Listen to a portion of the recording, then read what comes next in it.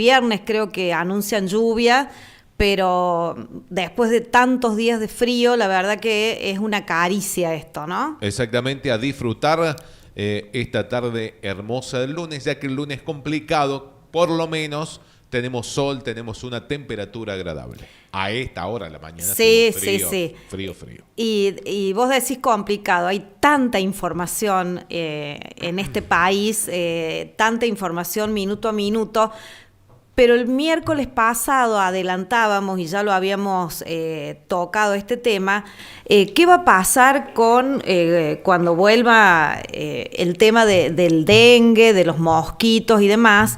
Y habíamos también hecho referencia a las declaraciones que hizo el ministro de Salud de la provincia de Buenos Aires, que dijo que como que la epidemia del dengue va a volver totalmente recargada y que no se ha hecho nada hasta el momento para la prevención. Entonces, como a nosotros siempre nos gusta buscar voces que tengan, digamos, con referentes, gente que sabe del tema, es que ya está con nosotros vía telefónica el doctor Hugo Pizzi, a quien hemos entrevistado varias veces por el tema del COVID y con queremos hablar con él de este tema. Doctor Pizzi, muy buenas tardes, ¿cómo está? Muy bien, Marcela, buenas tardes. Y muchas gracias por brindarnos unos minutos, como siempre, con tan buena predisposición. Le agradecemos mucho. No, por favor, toda la zona lo merece, es una zona de gente muy querida. Bueno, muchas gracias. Doctor, ¿qué opinión le merece estas declaraciones de un ministro de Salud, ¿no? Que dijo como que va a venir el dengue con mucho más fuerza que antes y que no se han tomado medidas, no se ha hecho nada? Yo le diría que si la gente dejara de ser indiferente, patio limpio, telas plásticas en las aberturas, vuelta al tul, fabricar a través de las municipalidades o de los centros vecinales, por ejemplo, repelente y no depender de los precios enormes que nos habían colocado, o sea, yo creo que no existiría problema, porque las distintas jurisdicciones entendieron que el peso de los acontecimientos era muy importante, a tal punto que muchas empezaron a vacunar. Acaban en esos días, hay una que hace horas empezó a vacunar, se han agregado 4 provincias, Catamarca, La Rioja, Santa Fe y Córdoba. Entonces, ¿qué quiero transmitirle? No hay duda de que el dengue año tras año, por una cuestión biológica, cada vez sigue peor.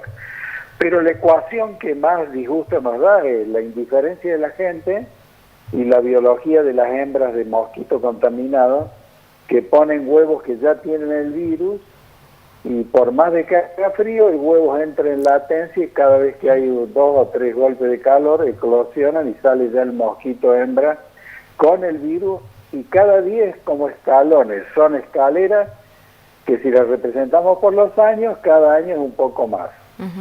Pero si de pronto actuamos de una manera sobria, moderada y dejamos la indiferencia de lado, creo que no vamos a tener problema. El problema está en lo que nosotros insistimos siempre, o sea, ¿cómo puede ser de que Córdoba vaya a tener que sacar una ley en la legislatura para que podamos entrar a ver el patio de una persona? Porque una sola persona en una manzana, valiéndose también de la biología del mosquito, que vuela 80, 70, 50 metros, vuela poco, pero una sola persona que tenga el patio sucio, te contamina toda la manzana. Entonces, claro, ahí no hay ayuda de parte de la gente. Ahora, si la gente cambia de actitud, no hay ninguna duda que con todo esto que estamos haciendo, aunque la vacuna es una herramienta más, ¿no? Yo siempre insisto con lo otro. Las otras cosas son importantísimas. Doctor, usted decía recién que hay provincias que están vacunando. ¿Esas vacunas son solamente para el personal de salud o se va a implementar para todos? No, lo que pasa es que son etapas.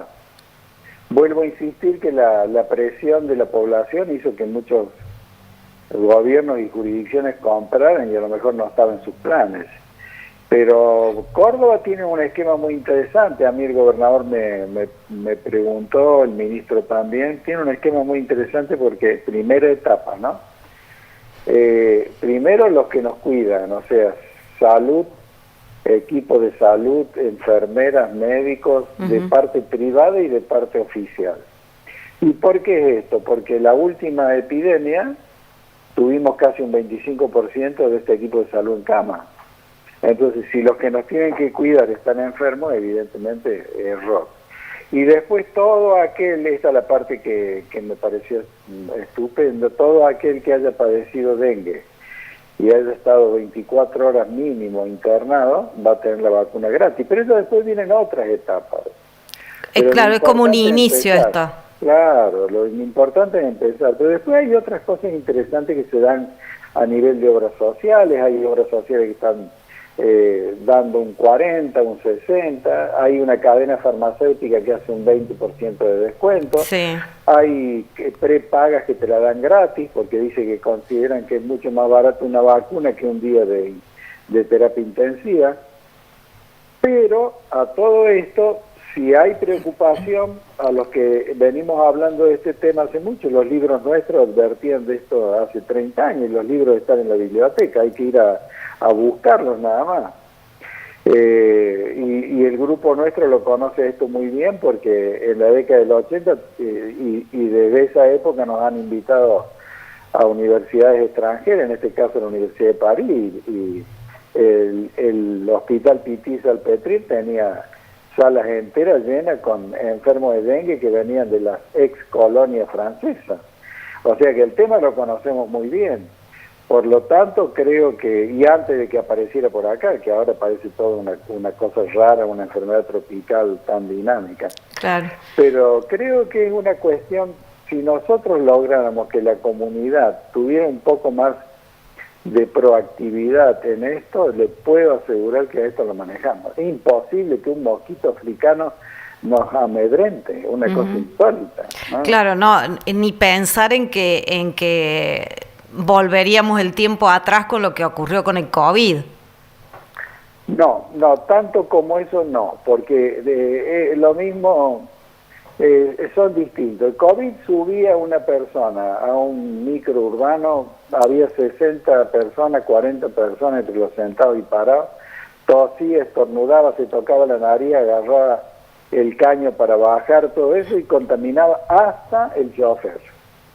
Era una difusibilidad insólita, no conocida o algo por el estilo. No, estas son cosas que evidentemente sabemos que tiene que haber otros elementos, un artrópodo, que es el vector, y ahí es donde nosotros tenemos que romper todas esas cosas. O sea, si rompemos las cadenas epidemiológicas, que si usted lo analiza y se lo da a los chicos para que trabajen en el colegio primario, el chico dice, bueno, acá pone los huevos, acá está volando, acá está haciendo tal cosa, pero en el norte argentino vengo de Corrientes a dar una conferencia porque me siento muy honrado, me dieron un honoris causa de la Universidad de Corrientes en los 70 años de su fundación, único honoris causa que han dado a un argentino. Felicitaciones. Muchas gracias. Y vengo de allá y hay matrimonios que ya están usando el tul, como en la época de los abuelos.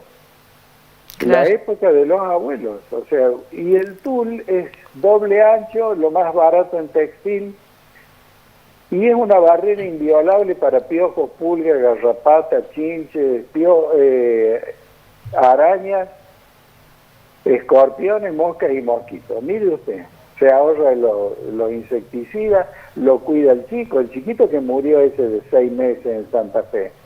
Si hubiera tenido un tul en el Moisés, esto no pasa. Entonces, convengamos de que muchas veces la actitud de indiferencia, como decía el padre de la medicina Hipócrates, 350 años antes de Cristo en la isla de Kos, en Grecia, que tenía aforismos que hoy los leemos todavía, decía, no hay peor elemento en una epidemia, mire, 350 años antes de Cristo, no hay peor elemento en una epidemia que la indiferencia.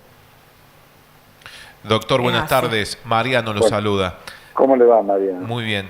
Doctor, hemos visto desde la gestión de Milei a esta parte, al dejar de algún lado la pauta oficial, que no se observan campañas que tengan que ver con la salud. ¿Esto debe revertirse, por ejemplo, puntualmente para favorecer contra el dengue? Mire, han entrado en una etapa de ahorro importante, porque a decir verdad las cuentas estaban desquiciadas. Y en ese tipo de ahorro le han dado a cada jurisdicción que se maneje con sus propios productos recursos. Y con sus propios recursos. O sea, porque también convengamos de que hay provincias que tienen una producción como la nuestra, que somos el segundo o el primero productor de soja, y por ahí nos vuelven muchas cosas a nosotros también. Entonces, le han dado esa responsabilidad. Y hay algunos que lo hacen bien. Córdoba tiene propaganda de carteles, cartelería, televisión, radio y demás, eso se lo ve.